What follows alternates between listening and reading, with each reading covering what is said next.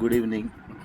ఇప్పుడు మనం ఇంటర్లింక్ యాప్లో స్వాపింగ్ అండ్ రీడింగ్ ఆప్షన్స్ ఎలా చేయాలో చూద్దాం. ఫర్ ఎగ్జాంపుల్ కోసం ఒక swapping option and gas fees blockchain అంటే ఏంటి అని తెలుసుకుందాం. ఫస్ట్ దీనికోసం ఇంటర్లింక్ యాప్లోకి వెళ్ళండి.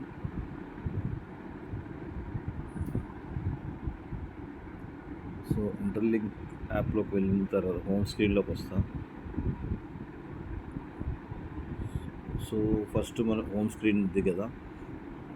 సో ఈ హోమ్ స్క్రీన్లో రాగానే మనం వ్యాలెట్లోకి వెళ్ళాలి.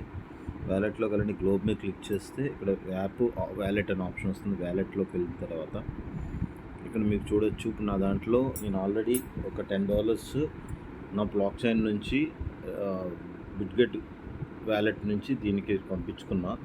సో అది సక్సెస్ఫుల్గా ఇక్కడ వచ్చింది. సో ఇప్పుడు నా వ్యాలెట్ బ్యాలెన్స్ 9.99. అది ఎందుకంటే గ్యాస్ ఫీజ్ డిడక్ట్ చేసుకోవడం వల్ల 9.99 చూపిస్తుంది. ఇప్పుడు మీరు స్వాపింగ్ ఎలా చేయాలని, ఇప్పుడు స్వాపింగ్ చేయాలి అని అంటే ఫస్ట్ ఇందులో మీరు చూసుంటారు కదా, దానిలో సెకండ్ ఆప్షన్ ఉంది కదా, ఇందులోకి వెళ్తే ఫ్యూచర్స్ అండ్ స్వాపింగ్ ఉంటుంది. ఫ్యూచర్స్ అన్నది ఏంటంటే ట్రేడింగ్లోకి వెళ్తుంది. స్వాప్ అన్నది it's nothing but A trading. ఇంటి స్వాపింగ్ అన్నది ఒక కైండ్ ఆఫ్ కాన్సెప్ట్. సో ఈ స్వాపింగ్ ఎలా చేయాలి, ఇప్పుడు ఆల్రెడీ ఒక ఎగ్జాంపుల్ పరంగా ఇప్పుడు నేను ఏదైతే బిట్గెట్ నుంచి $10 చేశానో దాన్ని ఇప్పుడు వేరే బ్లాక్ చైన్లోకి స్వాప్ చేయడం అంటే వన్ బ్లాక్ చైన్ నుంచి వేరే బ్లాక్ చైన్లోకి మనం పంపించడం. అంటే మన అసెట్ మనదే వేరే బ్లాక్ చైన్లోకి పంపించి ఆ ఫామ్లో ఉంచడం, దాన్ని స్వాపింగ్ అంటారు. ఫర్ ఎగ్జాంపుల్ మీరు ఇక్కడ సెలెక్ట్ చేసుకోవాలి. ఫ్రమ్ అని ఉంది కదా పైన. ఫ్రమ్ ఇవన్నీ blockchains: Ethereum, Binance, Arbitrum, Avalanche, Polygon, Base, Optimism, Linea. ఇప్పుడు ఇంటర్లింక్లో ఉన్న blockchains, availability blockchains ఇవి. సో ఇప్పుడు నాది ఇథీరియం USDCలో ఉంది. సో నేను ఇథీరియం సెలెక్ట్ చేసుకున్న తర్వాత ఇక్కడ కిందన ఇథీరియం కింద ఇక్కడ మీరు ఇథీరియం ఎందులో ఉంది USDTనా USCA. ఇప్పుడు USDCలో చూడండి, నాది 9.56 ఉంది. దీన్ని సెలెక్ట్ చేస్తాను. అంటే ఇప్పుడు నేను స్వాపింగ్ ఏం చేయబోతున్నానంటే ఇథీరియం USDC నుంచి బినాన్స్ USDCకి చేద్దామని నేను ట్రై చేస్తున్నాను. సో ఇక్కడ ఆల్రెడీ నాకు ఉన్నాయి కాబట్టి ఇథీరియం USDC సెలెక్ట్ చేసుకున్నా.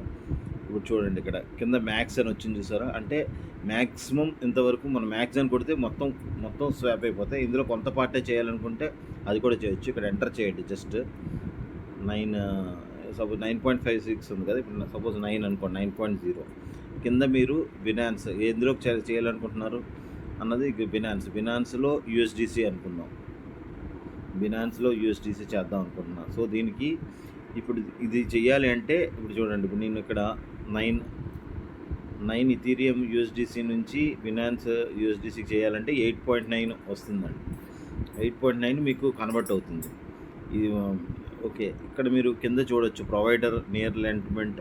ప్రొవైడర్ అంటే ఈ బ్లాక్ చైన్ సపోర్ట్ చేసే ఇది ఎక్స్చేంజ్ ప్రాసెస్ అంతా చేసేదే ప్రొవైడర్, దాని త్రూగా అవుతుంది. నెట్వర్క్ ఫీ చూసారు ఇక్కడ, ఇథీరియం 0.00001. ఇది గ్యాస్ ఫీజ్ అంటారండి. అంటే మనం ప్రాసెసింగ్ ఫీజ్ అంటాం కదా, ఏదైనా మనం ట్రాన్సాక్షన్ చేస్తే బ్యాంక్లో కానీ మనకి ప్రాసెసింగ్ ఫీజ్ తీసుకుంటారు కదా, అలా ఇక్కడ గ్యాస్ ఫీజ్ అంటారు. నెట్వర్క్ ఫీ ఇక్కడ చూడొచ్చు. అంటే ఇది చెయ్యాలి అంటే మీకు ఇథీరియం ఎంతో కొంత మీ దగ్గర ఉండాలి. అంటే ఇథీరియం ఎంతో అంటే 0.0001 ఇథీరియం ఉంటే ఈ ట్రాన్సాక్షన్ అవుతుందండి. అది ఉంటే కనుక ఇక్కడ ఇన్సఫిషియెంట్ గ్యాస్ ఫీజ్ ఉంది కదా, అంటే నా దగ్గర ఇథీరియం గ్యాస్ ఫీజ్ లేదు కాబట్టి 0 చూపిస్తుంది. అది ఉంటే కన్వర్ట్ అని చూపిస్తుంది. వెంటనే కన్వర్ట్ చేసిన వెంటనే విత్ ఇన్ సెకండ్స్లో అది కన్వర్ట్ అయిపోతుంది. ఇంతకుముందు చేసిన ట్రాన్సాక్షన్ మీకు చూపిస్తా, హిస్టరీలో చూపిస్తుంది.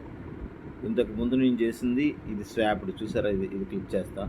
ఇంతకుముందు నేను చేసింది ఏంటంటే నేను బినాన్స్ USDT నుంచి ఇథీరియం USDCకి చేంజ్ చేశానండి. అప్పుడు చేంజ్ చేసినప్పుడు 9.7 చేంజ్ చేశాను. అప్పుడు నాకు నెట్వర్క్ ఫీ 0.00004 BNB ఛార్జ్ చేశారు. సార్ ఇలా గ్యాస్ ఫీజు అంటే అప్పుడు నేను ఇప్పుడు ఏదైతే బ్లాక్ చైన్ నెట్వర్క్ నుంచి చేయాలనుకుంటున్నారో, ఫర్ ఎగ్జాంపుల్ ఇప్పుడు మనం చేసాం కదా, ఏ నెట్వర్క్ నుంచి అయితే చేయాలనుకుంటున్నారో జస్ట్ గుర్తుపెట్టుకోండి. ఆ బ్లాక్ చైన్ సపోజ్ ఇథీరియం అంటే ఇథీరియం బ్లాక్ నుంచి ఏంటంటే ఎంతో కొంత గ్యాస్ ఫీజ్ ఇథీరియం ఉండాలి. బినాన్స్ నుంచి చేస్తే బినాన్స్ తాలూకా గ్యాస్ ఫీజు ఎంతో కొంత ఉండాలి. పాలిగాన్ చేస్తే పాలిగాన్ బేస్డ్ ఎంతో కొంత గ్యాస్ ఫీజు అందు ఉండాలి. అది ఉంటేనే మీకు ఆ ట్రాన్సాక్షన్ అవుతుందండి. ఇలా మీరు స్వాపింగ్ చేసుకోవచ్చు. నేను చేసిన స్వాప్ వల్ల సేమ్ అదే స్వాప్ చేసినందుకు వాళ్ళు ఇచ్చిన హెచ్సిఎస్ స్కోరు ఒక $10 చేశాను కదా, చూసారు కదా ఇక్కడ మీకు రైట్ 0.0078 ఇది హెచ్సిఎస్ స్కోర్ వచ్చింది. సో ఇలా ఈజీగా మనం స్వాపింగ్ చేసుకోవచ్చు. అలాగే మీరు ఫ్యూచర్స్ అదే ట్రేడింగ్ చేయాలి అనుకుంటే ఇందులో స్వాపీ ఫ్యూచర్స్ ఉంది కదా, ఫ్యూచర్స్లోకి వెళ్ళాలి. ఫ్యూచర్స్లోకి వెళ్ళిన తర్వాత ఇక్కడ మళ్ళీ పెర్ప్ అంటే ఏదైనా బ్లాక్ చైన్ మనం ఎప్పుడైనా అమ్మచ్చు, ఎప్పుడైనా సెల్ చేయొచ్చు, దాన్ని పెర్ప్ అంటారండి. సో దాన్ని ఎప్పుడైనా మనం చేయొచ్చు. పెర్ప్ అన్న ఆప్షన్ సెలెక్ట్ చేసుకోవాలి. అంటే ఇది ఇథీరియంలో ఉంది. ఇథీరియంని ఇప్పుడు మీరు దీన్ని ట్రేడింగ్ చేయాలంటే ఈ ట్రేడింగ్ అన్న దాని గురించి సపరేట్ వీడియోలో మనం మాట్లాడదాం. ఎందుకంటే అది కొంచెం లెంతీ ప్రాసెస్. దీన్ని ఇప్పుడు వన్ షాట్లో చెప్పలేం, ఎక్స్ప్లెయిన్ చేయలేం. సో ప్రజెంట్ ఈ వీడియో మాత్రం ఓన్లీ ఫర్ స్వాపింగ్ గురించి.